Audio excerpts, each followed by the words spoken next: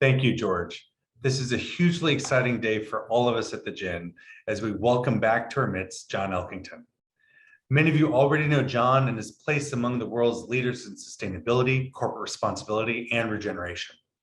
There's perhaps no one better suited to launch our discussion for the final event in our series.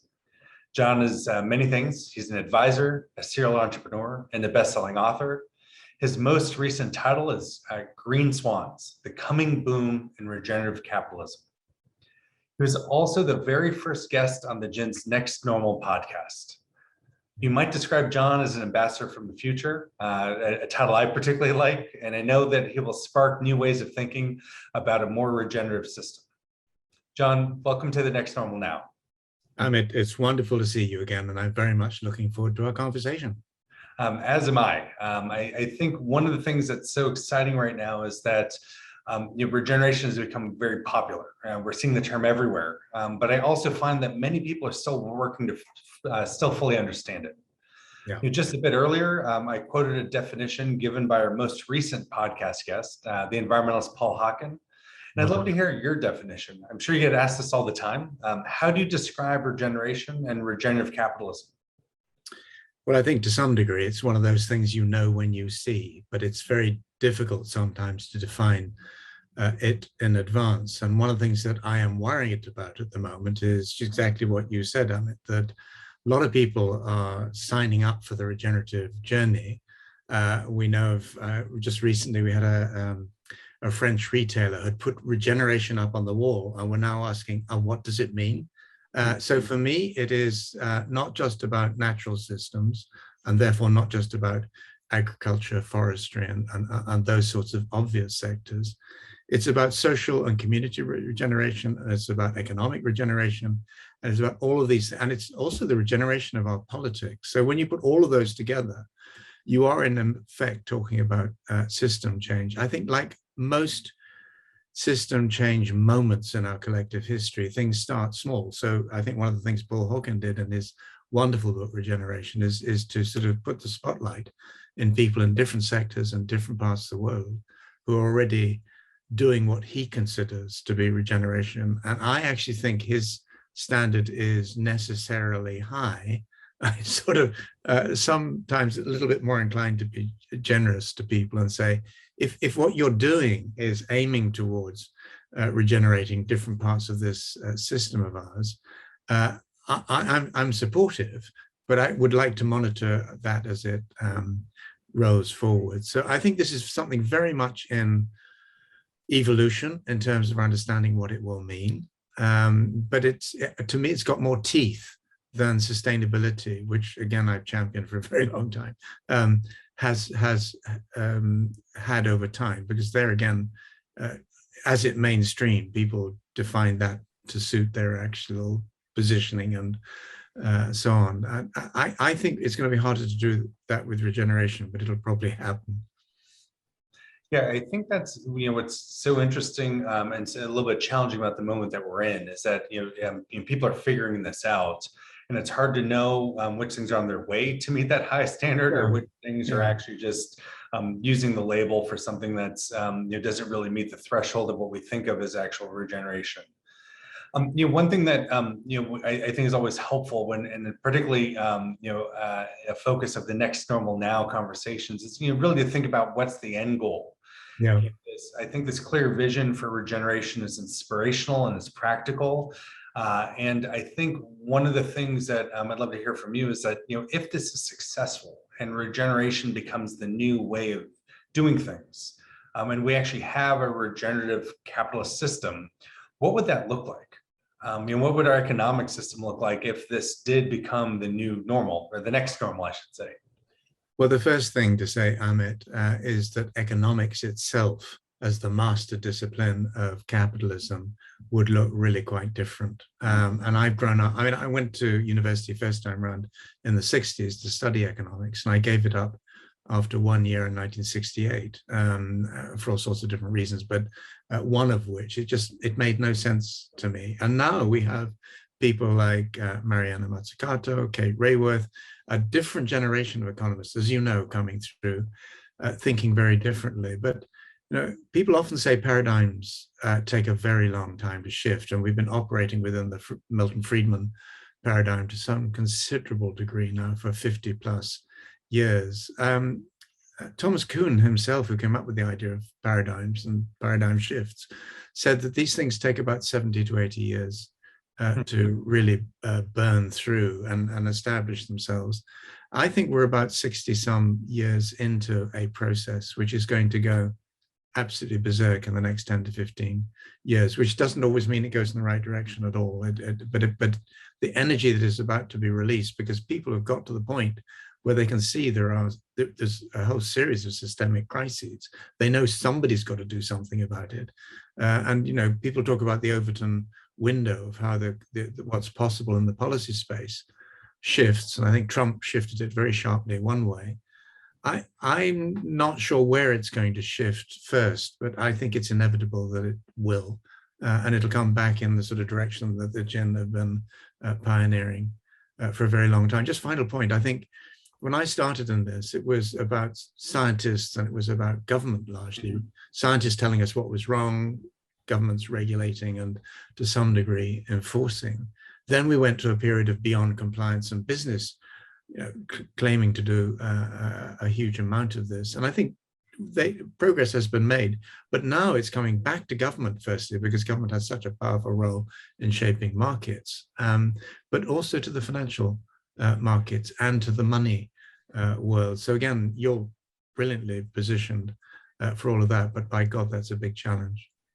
It is indeed. And I think one of the things that we're always thinking about is, when we have a vision of a better world and one that works for all people and also, that supports our ecosystem and in a much more healthy and harmonious way, that's incredibly compelling. People are excited about it. It's hard to argue with the appeal of that, but yet we're not there. And can you talk about what you see as the underlying problem that's holding us back from moving in this regenerative direction? Like what are, or if they're multiple, what are the hurdles that you think keep us stuck in the status quo of our economic system? Well, I think one of them, if you take natural systems as the sort of the bedrock of all of this, I can't remember the name of the syndrome, but there is a part of human cultures is that each generation is born into a world which may be severely degraded from that or those that their parents and grandparents lived in, but they're not aware of that. I mean, unless they're assiduous readers of history or whatever. But so we're constantly habituating ourselves to a degrading world. Now, I'm old enough now in my early 70s to remember a time when I would come home in London and the street lamps would be completely in the summer, just completely clouded by insects. You don't see insects now. And people talk about the collapse of pollinators around the world. And since 1970, by WWF estimates, we've lost 70% of our wild species. It has happened in natural terms, blazingly fast, but in human terms, a lot of people just simply aren't aware of that. They watch nature programs on television. I think that's the way the world largely still is. And unfortunately, that's not the case. And the same is true to some degree with social issues. So every so often you get something like Me Too or Black Lives Matter, and that really burns into people's consciousness for a period of time. But we live in such a busy world where we're bombarded with so much information. And a lot of it is on crises. And I think at times like these, when there are multiple things going wrong at the same time, our tendency is to hunker down and just sort of wish it would go away. But I think we're getting to the point where people at a sort of a latency level, they know things aren't right. So if somebody comes along with solutions that don't cost them too much, I think that could go quite well. But I've said that a number of times over the last 40 to 50 years, and it's a very spiky journey that we're on. There are moments where things happen blazingly fast, and then we sort of seem to go back to sleep. And I think the final, not final item on that list of barriers, but there's still a significant number of people with vested interest who have a very, very strong interest in putting people back to sleep and having them sort of forget the climate emergency or the biodiversity emergency or whatever it might be. And one of the things that we're always interested in, and I know you share this with the work you have with your observatory, is the way in which glimmers of a transformed future are showing up here and like the here and now. And what areas, just to get your read on the pulse, and what areas you see us making like important progress towards a regenerative system? Like where are we getting traction? Well, it's very fun. Well, it's not funny, but I mean, very striking at the moment where, for example, your country, the United States, is in chaos at some levels, my own too, the United Kingdom, politically. But at the same time, when you look for where the really bright points are in the global map in terms of regeneration and in sectors like farming, the US is very, very strong in that space. And I think Paul's book has very successfully highlighted that. And many years ago, probably about 15 or so, when we did a book called The Power of Unreasonable People, and we were looking at social entrepreneurs around the world, there were certain countries that were really, really strong. So Brazil, India would have been examples there. And I think in terms of regeneration, I think that the main center of activity for the moment is in soils, water, farming, food, nutrition, health, that whole sort of nexus. You've got outliers now. Just a couple of weeks back, I interviewed David Levendal, who is in the sort of regenerative tourism space. And for the moment, that would be easy to dismiss because in a way that's sort of the luxury end of the market, but people are pioneering and experimenting and in the process beginning to sort of scale processes. So for example, you will know that the Earthshot Prize flagged up some extraordinary innovators around the world. And one of them was Coral Vita, who regenerate corals. Now at the moment, I've only met Gator, who's one of the founders once some time back, but my understanding of their business model is it's funded by governments and it's funded by philanthropy. Their ambition is to have it funded by people who have a real interest in the health of local reefs, so the fishing industry, cruise liners, hotels, and so on.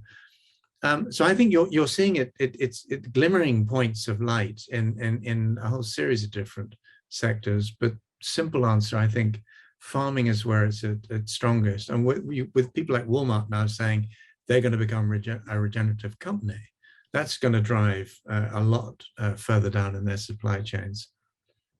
Yeah, I do think it is such an exciting time where you start seeing things popping up in many parts of the world around this. And I also hope that we can figure out, and part of this event can help kind of harness some of that energy and channel it as more and more people are getting introduced to this idea that goes back a long time. Do you also see some trouble spots that you think are really standing in the way of this progress?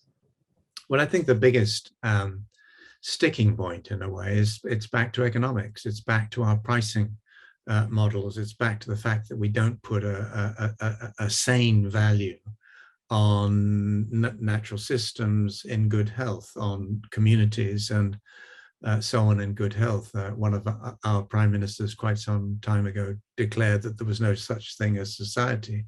Well, what we found with COVID-19 is society is really important and social capital is really important. And you can benefit from it if it's been built up historically, but if you undermine it and degrade it, it's very hard to sort of recover that. So when I think about regeneration, I'm thinking about not something that is done by next Tuesday and not something that is done by companies or city administrations producing wonderful pamphlets or reports or whatever. It's a state of mind, and it is a state of mind that has to be accompanied by an ability to value things as they are rather than we would like them to be. And on the basis of those new values, to invest in maintaining and over time restoring or regenerating Mhm. critical systems. Mhm. We don't often do that as a species. We tend to sort of wreck and move on. But now we sort of got nowhere to move to, although Elon, I think, would like to go to Mars and take a few people with him. The rest of us are stuck here for the moment, I think. No, I think we are, and I think it's good, regardless, for us to focus on how how we can heal the future, as some say. Yeah. We think about how we think about regeneration and applying it in our own context.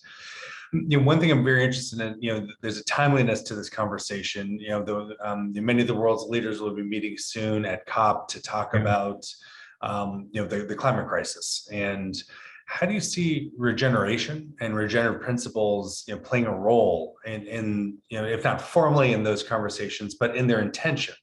And where do you see appetite for this type of thinking and need for it as the world's leaders are coming together to figure out how we're actually going to tackle this crisis in a short enough time frame to make the impact that we need?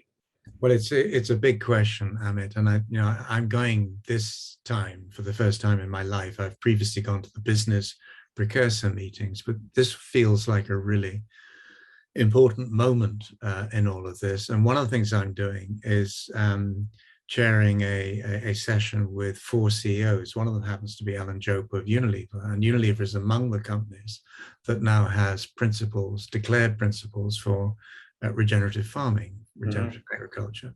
So this is coming up the curve, but I doubt, except through, for example, areas like nature-based solutions, that there's a very strong regenerative element there, since the more we degrade natural systems, the less carbon capture and storage capability we have. I doubt that regeneration will be forcefully to the fore in all of this, although I think Paul's book may well influence people's choice of language. And I have to say, I've been in this area for decades, and I've seen memes or concepts or ideas sort of come screaming up the curve. It might be things like circular economy or shared value or whatever. I have rarely seen a concept come up the curve as fast as the regenerative one has. And I think that speaks to 2 things. One is, we're just a herd animal. We tend to spook and stampede, and the financial markets have shown that in spades over the decades.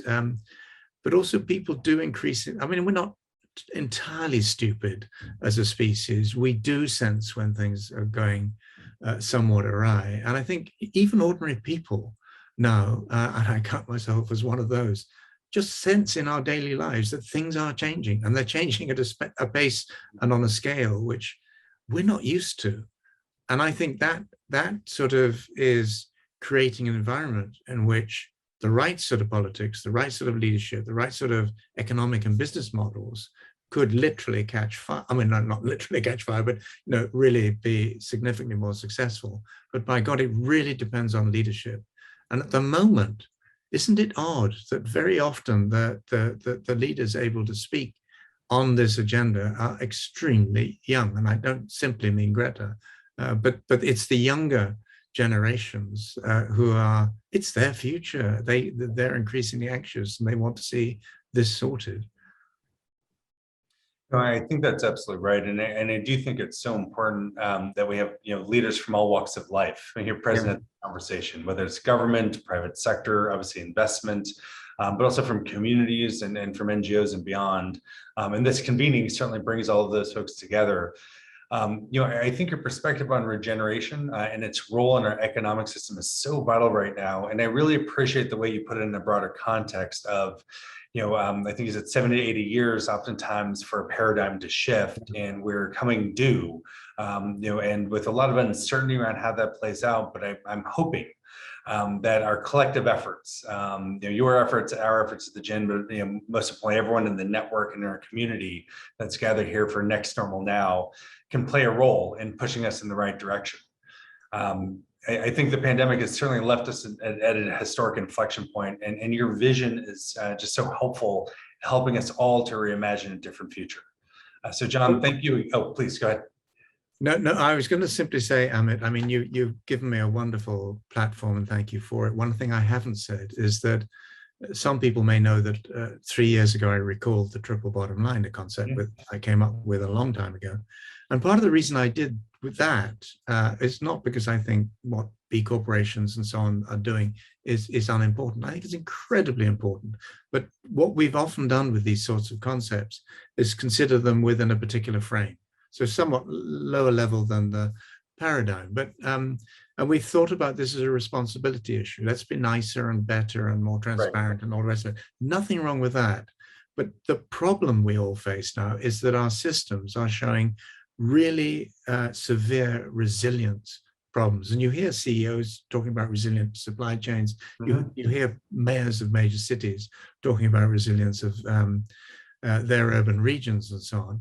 And I'm just making the simple point that the only way that you maintain and restore the health of the systems on which our own health and well-being depends is by regenerating them, by investing in them over longer periods of time. And that, for me, is where the regenerative agenda comes in. It's unavoidable, it's inescapable, it's essential, and it's probably the biggest challenge that any of us will have faced in our entire lifetimes. But what the GIIN does gives me great confidence that together we can actually make this work and happen. No, thank you for that. And I think it's such a great point to end on. And I do think that it is a shift in paradigm, as you just outlined it, where it's not just about reducing harm or suspending kind of where we are now, but we actually have to have this view of reversing some of the damage that's been done and regenerating.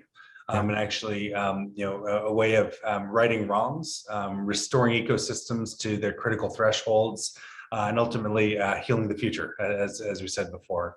So, John, thank you again for joining Next Normal Now, and I'm so grateful for your collaboration and your partnership and your advice as we go embark on this journey. Thank you very much, Amit.